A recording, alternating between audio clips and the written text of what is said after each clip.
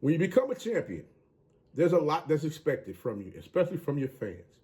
They want to know if you're going to be able to defend the crown. Will you repeat as champions next season? Will you have the team? Will you have the type of team that's going to come back that's going to give you everything that you expected of them last season and the upcoming season? Will they be able to get out there and do the things in that same, that same manner that they was able to do the previous season, where the defense was stout, the offense was putting up points. They just had everything was just electrifying as far as everybody, everyone in the stands looking at what's going on, leaving people in disbelief. And those that came into the stands that played against them left them tucking their tail going home, because guess what? You left up out of there with an L. Well, as of right now, we've seen a lot of chaos that's been going on over at the highest of 7 hills, leaving many wondering, what can we expect from the Florida A&M Rattlers this upcoming season? We've got coaches that have decided they want to leave and go elsewhere. They want to test the waters and do other things, and that's respectful. That's understood. But now you got athletes ready to go. We still got infighting going on with the athletic director / vice president over there at the highest of 7 hills. I mean, we're trying to figure out how is all of this going to end. We're going to get to the bottom of a few of these things right after this.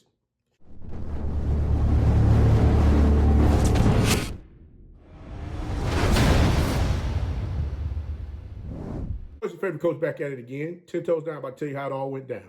This is Tomorrow Leader Sports Network with your host, Coach Walker. If you're new to the channel, please like, share, subscribe. Hit that notification bell so you can get all upcoming videos. For all my leaders out there, welcome back. Y'all know the drill. Y'all know the routine. If you haven't done so already, please like, comment, and share these videos. And tap in a friend or two and tell them to come on in. It's double positive vibes. We're just having a good time talking about HBCU sports. And don't forget, you can follow us on all social media platforms. The links are listed down below in the description. So without further ado, we're going to go ahead and jump on in this thing. Because I'm like, Coach, what you got going on? What's your take on this, man? I know you got something wild to say, but guys, I got to say this. When you saw the head of the snake, Willie Simmons, decided he was going to leave, take his talents and go elsewhere, you started seeing everything just start falling to pieces all over the place. And I'm not going to say that it's because he left that so much has occurred. I'm just going to say that when change is needed or change happens, people begin to reevaluate themselves as far as what's best for them. And right now, we've seen a lot of coaches come. We've seen a lot of coaches go. We've seen a lot of infighting going on with the athletics / vice president when it comes to choosing who's going to be the next head football coach. Heck, it's so bad down there right now. They probably trying to make up something new that's going to keep this lady from doing her daggone job. But I hope and pray that somehow, some way, everybody understand this. Allow that lady to do her job. If she fall on her face, then guess what? Let her fall on her face, and then everybody hold her accountable after the fact. The thing is, when you try to rearrange things and retread the wheel when you don't need to, this is when chaos begins. And when you got chaos going on within the sports program, guess who's watching everything that's going on? The athletes. And when the athletes begin to get bothered by what's happening, they decide, hey, I got to make an adult decision for myself, and it's time to bust a move. Particular athlete, he decided, hey, I want to jump in. Oh, now I'm going to jump out. Now I'm going to jump in. Now I'm going to jump out. Now I'm going to jump in. Now I'm going to jump out. And it's almost like he doesn't know exactly what it is he wants to do. Now we have someone who just came into the program, decided that he wants to go as well. And I'm sitting here. You have to ask the question. You ask the question, what exactly is going on here? Why is this happening? And when I saw these two names pop up on the screen, the first thing I said to myself, something ain't right down there. Something isn't right, to the point where you have these athletes looking at their futures as far as, okay, can I get to where I'm trying to go from where I am right now? Do I trust my future in the hands of those that have it in their hands right now? Or do I need to make a decision that's going to best fit me for me to get to where I'm trying to go? What I'm saying to everybody is, a lot of these athletes, they're looking at a way for them to get to the show. They want to go play in the NFL. They want an opportunity to go play in the XFL, the UFL. I mean, the Canadian League, overseas. They want a chance to play professionally. They don't look at them stop playing. They don't look at their careers as going to stop after they play their last game on a collegiate football team. They don't see it that way. They see it that they have more left in the tank. And they want to make sure that those that's going to be there pushing them to move forward is going to get them to where they're trying to go. I'm not saying that the coaches at FAMU right now is not going to be able to get them there. I'm not saying that at all. But there's something that's going on there that has these young men say, hey, you know what? I want to get up out of here. Because I'm going to tell you right now, looking at the pieces that they brought in to FAMU, I'm sitting there saying to myself, said, okay, they can plug and play this thing where they got athletes that's going to come in there. They're going to be able to run the ball. They should be able to run the ball. We're going to see what the quarterbacks can do as far as throwing the ball up and down the field to the receivers that are currently on the team. Now, but one thing you got to have in place is you got to have offensive line in place. Now, for the most part, FAMU didn't really lose that many athletes on the offensive line. They didn't. I think they lost maybe one or two. So pretty much the offensive line is just stout. Now it's just about adding that depth back into the numbers that they lost on the offensive line for them to continue to keep pressing forward. Now, with that being said, one big piece that they did lose that's jumped into the transfer portal. He's already stated that he's looking to get in there on April 15th, April 17th. He's looking to go ahead and enter his name into that forego getting into the transfer portal is none other than offensive lineman Cardell Thomas, 6'3", 310-pound offensive lineman transferred in from LSU. Now, the one thing about this young man is he played offensive guard. Looking at what he was able to do last season on the Rattlers offensive line, got to get a young man props. You know, he definitely kept the heat off of Musa backside, making sure that he was good to go to stand back there in that pocket to throw that ball around when he needed to. Also, he was able to open up those lanes, being able to block and get up to that second level to seal off those defenders, allowing the running backs for the FAMU Rattlers to run the ball whenever they saw fit to do so, to keep that ball moving down the field so that they can, you know, keep them chains moving. That's the goal of the game. Keep the chains moving, score touchdowns. That's what they were looking to do. That young man was a part of an offensive line that allowed them to do that. Now he's decided that he's going to go ahead jumping into this transfer portal. One thing that has me wondering right now is what's going on. I understand that the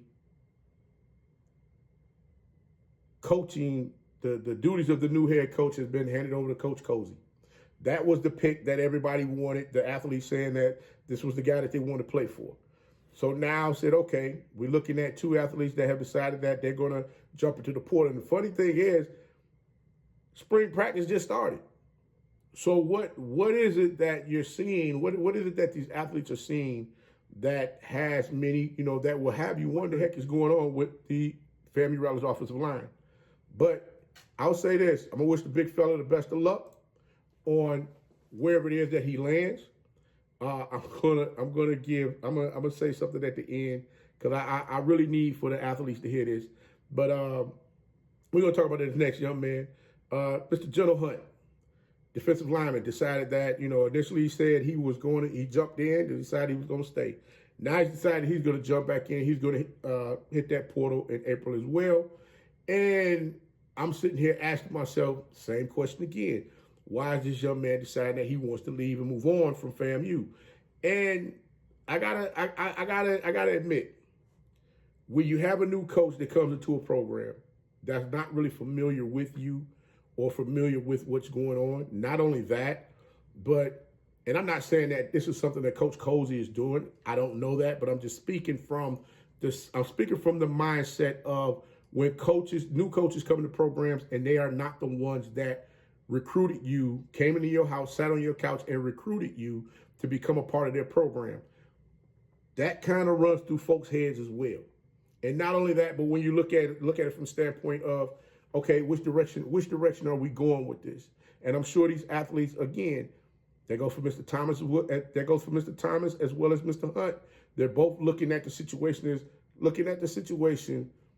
trying to figure out which direction is the FAMU Rattlers going to go next season. Will we be in a place where we're going to be able to compete, where the scouts are going to come out and look at us come next season? Because you got to keep in mind one thing. General Hunt last season in 13 games, General Hunt had 32 tackles. He had 11 tackles for loss. He had 5.5 sacks. He was second in sacks on the team last season. He had 3 quarterback hurries and he had 1 forced fumble. Now, this young man, again, he's been out there putting in the work over the past couple of years. Some of his memorable stats for General Hunt while at FAMU University. 2021, he returned a 46-yard fumble for a touchdown in the Florida Classic versus Bethune-Cookman. He had 27 tackles, 18 solo, 9 assists. He also played in 10 games that season and had 5 sacks. 2022, he was the 6th leading tackler on the FAMU Rattlers football team, in which he had 30 tackles. He had 1 sack that season. That was against Alabama A&M. He also had a block kick against Arkansas Pine Bluff, and he had a 4th fumble against Alabama State. Last season, his stats increased. So you got to look at it from that standpoint, like, okay, if this young man's stats is increasing, all he's looking at is for it to go through the roof this season.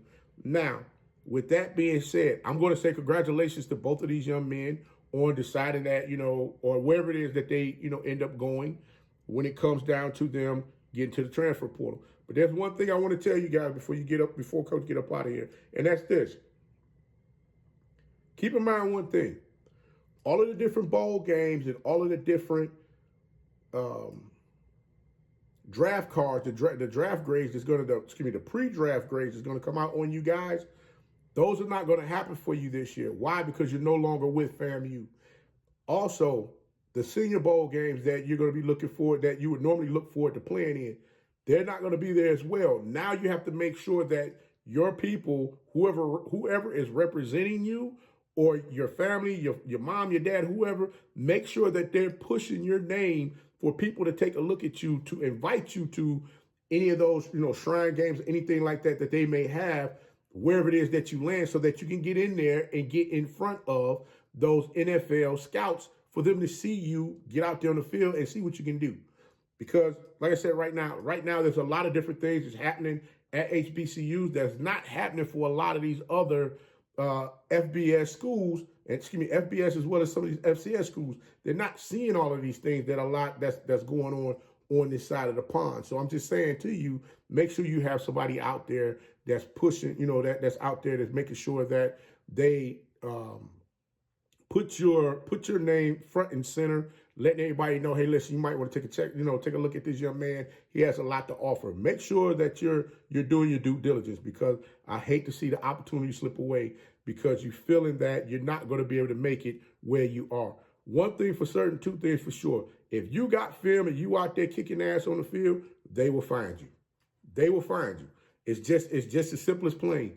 You are the HBCU National Champions. You get out there and do what you need to do next season. You run them numbers up as far as the things that you need to do. They will find you. Trust the process. But guys, I understand you got to make a decision based on how you feel you need to make it. So Coach is not going to hold you up from that.